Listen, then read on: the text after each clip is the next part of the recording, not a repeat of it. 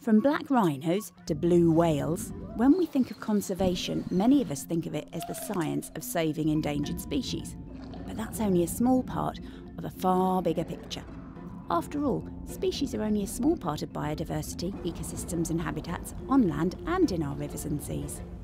And, as the researchers at the University of Oxford's Interdisciplinary Centre for Conservation Science know, it takes a broad range of disciplines to design, carry out and monitor truly effective strategies to conserve nature. So, as well as ecology and biology, they draw upon subjects as diverse as sociology, psychology, anthropology and economics in their search for sustainable solutions to the global biodiversity crisis. They know that conservation is not always the priority for local communities living in some of the most biodiverse areas of the world. So, to have a hope of reversing damage and decline, it's vital they develop a deep understanding of the relationship between local people and the natural resources they rely on. Do they need them for food or income? For rituals or medicine?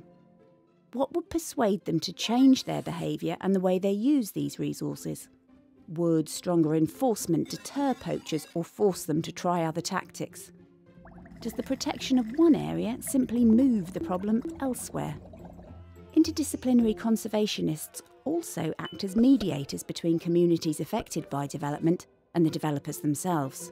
And engaging more closely with businesses on their responsibility to manage their impact on the environment and protect nature for future generations is another important part of the complex picture that is the science of modern conservation.